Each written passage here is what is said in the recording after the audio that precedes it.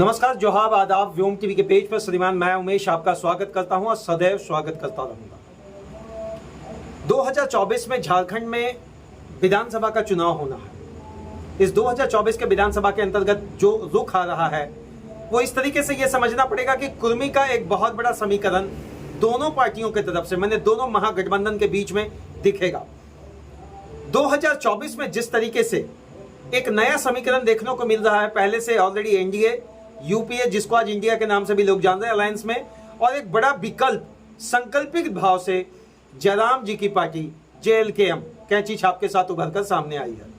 वो तीखे शब्दों के प्रहार कर कर लोगों के बीच में अपनी वास्तविक स्थिति बनाने में तो जयराम महतो आज बिल्कुल सफल ही नहीं, बिल्कुल उस सफलता के साथ निपुणता भी ये प्राप्त कर ली है। अब समझना पड़ेगा कुर्मी वोट को लेकर। इस कुर्मी वोट के लिए जो बात आता है, एनडीए के खेमे में है सुदेश महतो जी, एक बड़ा चेहरा, और यूं कहें कि कुर्मी वोट को साधने में उनकी एक अपनी पहचान अब तक रही हो। अब तक इस शब्द का प्रयोग करने से थोड़ा सा आपके मन में यह बात जरूर आ रहा होगा, ये अब तक क्यों? एनडीए की तरफ से कुर्मी वोट को साधने के लिए सिल्ली के सबसे बड़ा चेहरा को सामने लाकर सुदेश महतो को रखा गया। अब बात आता है जेएमएम के खेमे से, अब बात आता है यूपीए इंडिया के खेमे से।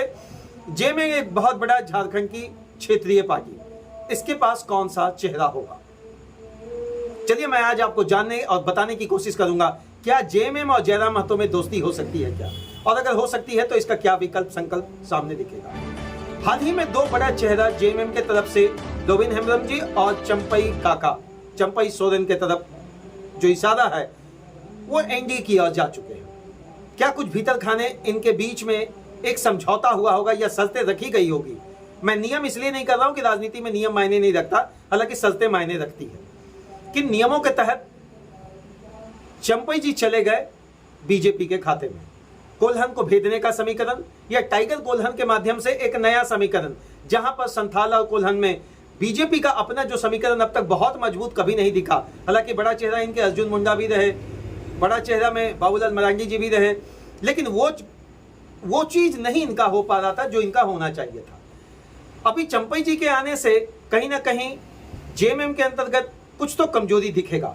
हम डायरेक्ट इसको सिरे से खारिज नहीं कर सकते हैं कि जेएमएम पार्टी के तरफ से चंपई सोरेन का चला जाना या लोबिन हेम्ब्रम का डायरेक्ट उधर ज्वाइन कर लेना पार्टी को नुकसान नहीं पहुंचेगा। यह राजनीति है जनाब, उतार चढ़ाव होता है, राजनीति है जनाब, कभी आपके घर कभी हमारे घर, कुछ तो खिचड़ी और खीर के बीच परोसता रहेगा और वो पकता रहेगा।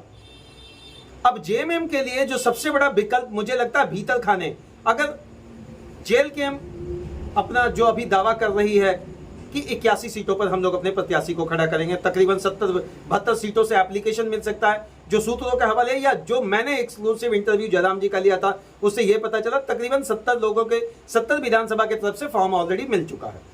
रस्ट मुझे उम्मीद है कि 10 जो 11 बचा है उस पर भी लोग खड़े हो जाएंगे, लेकिन सीटें कितनी निकल पाएगी? एक बहुत बड़ा जो जयराम जी की पार्टी में जो मैं समझ पा रहा हूँ, भीतर खाने थोड़ा सा बवाल है, भीतर खाने भूचाल है, भीतर खाने दो चीजों को लेकर भूचाल है। 8 सीटों पर लोकसभा प्रत्याशी को इन्होंने उतारा था, एक भी सीटें इनके खेमे में नहीं आई और ये चारों खाने चित्र दिखे।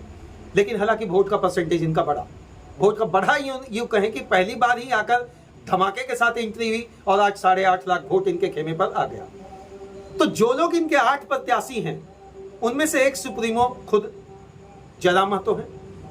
जब वो चुनाव लड़ सकते हैं तो भीतर खाने बात यह उठी कि हजारीबाग से क्यों नहीं लड़ सकते हैं, बगोदर से क्यों नहीं लड़ सकते हैं, धनबाद से फिर वो क्यों नहीं लड़ सकते हैं, जो पुराने प्रत्याशी रहे वो हार गए तो वो क्यों नहीं लड़ सकते हैं। तो एक प्रोटोकॉल सिस्टम इन लोगों ने बनाया कि नहीं, सुप्रीमो जो है वो कहीं से लड़ सकते हैं। यही बात भीतर खाने बवाल मचाकर रखी हुई है कि जब वो लड़ सकते हैं तो मैंने क्यों नहीं। बाकी 81 सीटों में से मान लीजिए 8 को आप माइनस कर देते हैं तो रेस्ट आपके पास 73 वाला जो कॉलम है उसको पूरा करने के लिए इनके ही समर्थकों की एक बहुत बड़ी भीड़ है, इनके अपने समर्थकों की एक बहुत बड़ी भीड़ है। सदस्यता फॉर्म भरवाया गया, जिला स्तर पर, प्रखंड स्तर पर, यहाँ तक कि छोटे छोटे गांव और कस्बों से भी लोग निकलकर अपनी दावेदारी को रखे। भाषा संघर्ष खतियानी संघर्ष समिति के माध्यम से जो चेहरा उभर कर सामने आए थे या उसमें जो समीकरण दिखा उसमें अब तक मैं खुले डंकी की चोट पर कह रहा हूं, कोई दूसरा जयराम महतो का नाम के नाम विकल्प नहीं बना। डुमरी से मोतीलाल जी हैं, एक बड़ा चेहरा बन सकते हैं समीकरण। इन दोनों का ट्यूनिंग लगभग मुझे लगता है ऑन एन एवरेज ठीक है। लेकिन जो दूसरा चेहरा होगा, जयराम महतो कह रहे हैं मैं मांडू से लड़ूंगा, मांडू को बहुत नजदीक से समझ रहे हैं और वहां उनका आना जाना बहुत बड़ा है इन दिनों। हालांकि कोल्हन में भी उनका जो धमक है बड़ा बारीकी ढंग से देख सकते हैं आप। राजनीतिक है, इस शतरंज के विषाद वाली बात जब बिछने की आएगी तो कहीं ना कहीं मेल मिलाप और कुछ गोलमोल का चक्कर तो दिखेगा। जेएमएम, मैं सीधा स्पष्ट एक बात कर रहा हूं, जेएमएम का नजर जयराम महतो पर होगा क्योंकि बड़ा कुर्मी चाहिए। इस बार का जो चुनावी समीकरण है जिसमें महतो, मांझी और मुस्लिम एमएमएम 3M का फैक्टर कितना लाजमी रहेगा, ये एक आम वोटर से भी आप समझ सकते हैं। आम वोटर से इसलिए समझ सकते हैं कि क्या जेएमएम जब कुछ सीटें जेल केएम के खाते में आ जाएगी तो ऑफर उनको किया जाएगा, बड़ा मंत्रालय के माध्यम से किया जाएगा जिस तरीके से। हालांकि अभी थोड़ी सी जल्दबाजी है, लेकिन राजनीति में जल्दबाजी कुछ नहीं होता। मुझे लगता है नवंबर और दिसंबर के आसपास में आपको मुख्यमंत्री पुराने मिलेंगे, नए मिलेंगे, जैसे भी मिलेंगे, लेकिन विधानसभा का समीकरण का गोलबंदी का आगाज हो चुका है और भीतर खाने पार्टियां लगी हुई है। जयराम महतो क्या जेएमएम से दोस्ती करेंगे? जयराम महतो क्या जेएमएम के होंगे? जयराम महतो क्या हेमंत सोरेन जी की बातों को मानेंगे? जयराम महतो क्या कोल्हन में जो डैमेज हुआ है जेएमएम का, उसके लिए एक बड़ा चेहरा बनकर जेएमएम के खाते में जाएंगे क्या? हालांकि अभी जिस तरह से उनका भाषण चल रहा है, जिस तरीके से अब तक 2.5 साल का उनका राजनीतिक करियर में स्पष्ट उन्होंने कहा है मैं भाजपा के साथ न कल खड़ा था, न आज खड़ा हूं, न कल खड़ा हूंगा। क्योंकि भाजपा के साथ उनका एक आरोप है कि भाजपा झारखंडियत की बात नहीं करता। इसकी पुष्टि ना तो मैं करता हूं ना हमारा चैनल करता है।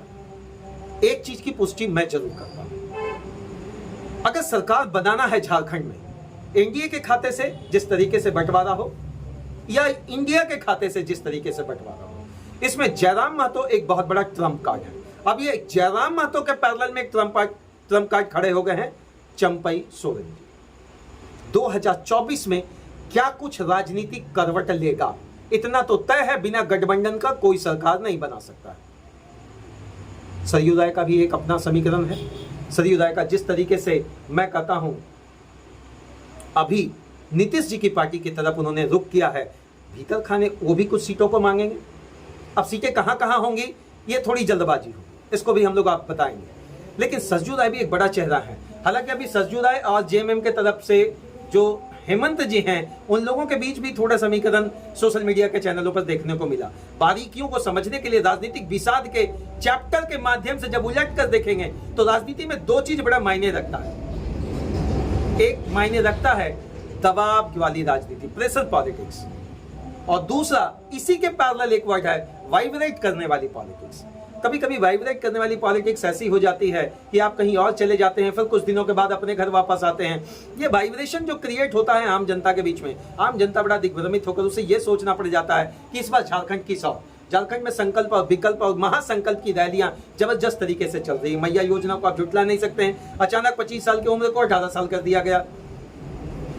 ये जो 18 साल का ट्रम्प कार्ड है, मैं तो एकदम सीधा कर रहा हूं श्रीमान, वोट तो जेएमएम का बढ़ेगा, वोट तो जेएमएम का बढ़ेगा। हालांकि हमलावर है बीजेपी, सुदेश महतो जी हमेशा वो भी हमलावर हैं अपने शब्दों के माध्यम से, अपने गोलबंदी के माध्यम से, अपने क्षेत्र के माध्यम से, अपने रणनीति के माध्यम से। लेकिन जो सबसे बड़ा हमलावर हैं जो महासंकल्पित भाव से, वो है जयराम महतो। सारे लोगों के बीच में एक ही बात आकर टिकी हुई है, क्या अगर पार्टी सक्षम तरीके से प्रबलता के साथ उतनी सीटें नहीं ला पाई जो सरकार बना पाएगी तो किधर जाएंगे जयराम महतो। चलिए इन्हीं सारी चीजों को लेकर अगले एपिसोड में फिर आपके साथ मिलेंगे कि जयराम महतो का रुख सीधा जेएमएम की तरफ या इशारा जेएमएम की तरफ है क्या। इन बातों को आपको समझना होगा बारीकियों से। जब उनके इंटरव्यू को आप सुनेंगे तमाम चैनलों पर, वो एक चीज तो गरजते बरसते हुए कहते हैं, हमारा नीति नहीं, हमारा स्वरोजगार नीति नहीं, हमारा रोजगार नीति नहीं, पलायन एक दंश है, विस्थापन एक अभिशाप बनता चला गया। धन्यवाद। व्योम टीवी के पेज पे मैं उमेश सदैव आपको एक चीज करने की कोशिश करूंगा, झारखंड स्वच्छ बने, समृद्ध बने, और हाय हमारे सोना झारखंड से निकलकर यही हमारा सोना झारखंड का तस्वीर हम लोगों के बीच कब आएगा, किस राजनीतिक पार्टी के साथ आएगा, थोड़ा शब्द रखने का जरूरत है, लेकिन शब्द आप ना रखें, क्योंकि राजनीतिक महकमा के अंतर्गत जिस तरीके से विषादें बिछनी शुरू हुई है, जरूर देखें। धन्यवाद।